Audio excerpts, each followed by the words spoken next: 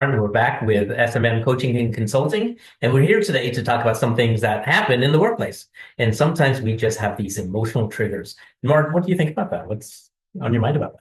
Well, when I think of triggers, I think of reactivity and a Mhm. reaction, either a strong emotional reaction happening inside of me, and or there's an outward reaction that's coming across in my words or body language or tone or my behaviors.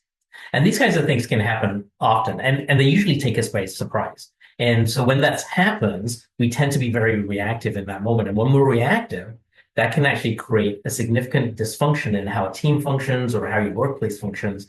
And it's not anybody's fault, but it is about how do we resolve that? How do we actually move away from that? So when we think about triggers, it can happen in any area of our life, but I would say at work, it can be really, really uncomfortable. You're in front of your coworkers, maybe you're in front of your clients. We want to present our best selves at work. So this can happen. And like Simon said, it's challenging when we're totally taken off guard. Sometimes we can anticipate if something uncomfortable is going to happen, but when it's spur of the moment, that trigger can really hook us in. So I want you to think about a time that maybe you had a tough conversation with, maybe it's your boss, maybe you're the leader with a team member, maybe you're trying to manage performance, maybe you're just got some conflict that you're trying to manage in the workplace. Think about how you felt in that moment. Kind of that pit in your stomach, oh, I really don't want to do this. That's part of that emotional trigger, maybe at a low level, but that can quickly rise to a much higher level that can be much more reactive. A trigger also can happen just by witnessing something else. If I witness somebody yelling at each other in a work environment, man, that would really, really bother me. So it could be something that you're witnessing or something that's you're directly experiencing, something that's happening to you. And this can happen in teams as well. This can be very sudden, kind of not really anticipated. And so the question ultimately is, okay, so if this is happening, what can I do as an individual? And if I'm a leader, what can I do to help my team? Mhm. I love that question. So step number one is taking a pause. And we do have a video out about taking the pause, but it's so simple that our mind can dismiss it. And yet it isn't necessarily easy. We kind of have to put our brakes on when that adrenaline's flowing through our body. But pausing can actually help us regulate the reaction and regulate our physical body.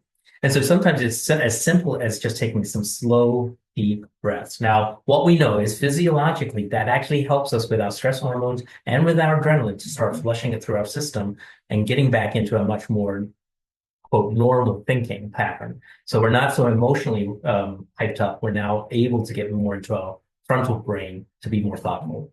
So it's breathing, but it's also thinking about your breathing. You're trying to get back in your thinking brain instead of feeling so flooded.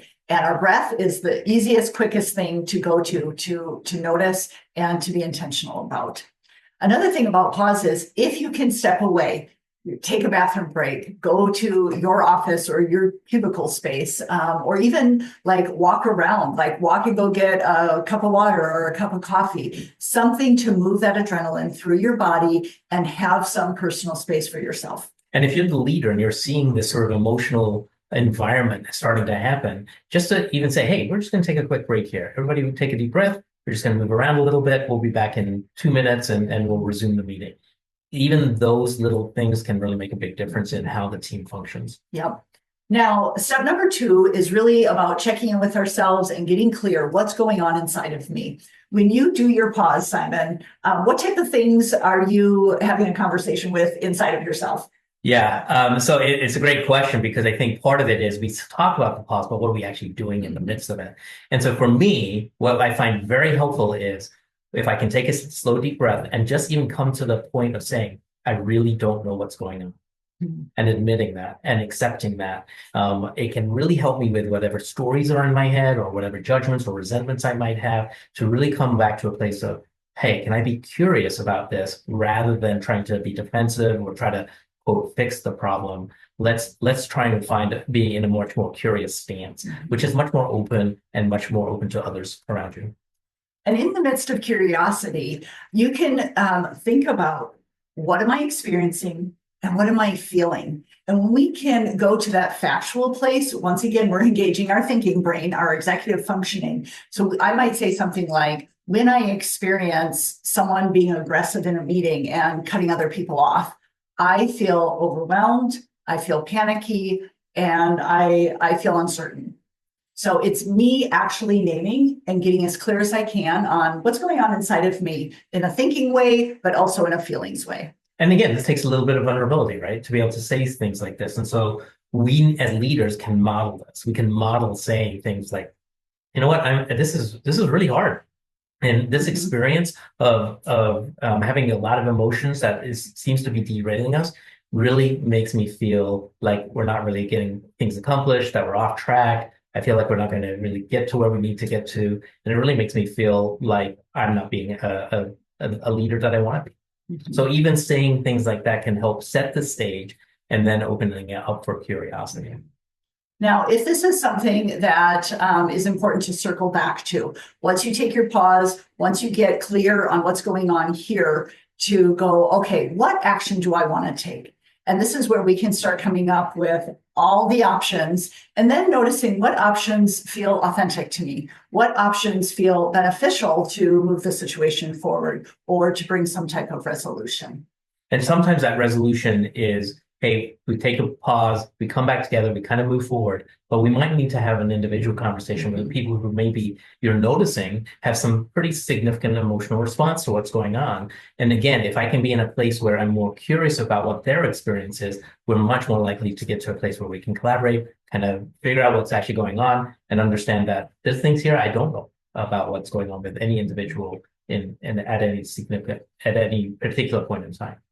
And when we can talk from that place of clarity, then we can move into more certainty. We can move into creativity.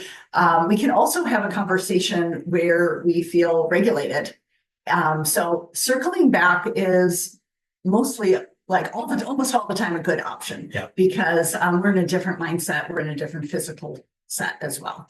So if you've been intrigued by what we're talking about today and you can really identify with these kinds of experiences, I think it's important to say, what do I want to do about that? And so we want you to know we're here to help. We're here to help you as an organization when these kinds of situations come up. And maybe for you as an individual, you're trying to figure out, how can I do this? How do I get to be more experienced in doing this? We've got some great tools to help with that, and we'd love to have a conversation with you. Yep, send us your comments, schedule a time to talk with us. We have a lot of tools when it comes to how do you deal with being triggered at work. It's great seeing you guys. We'd love to hear from you, and we will see you next time.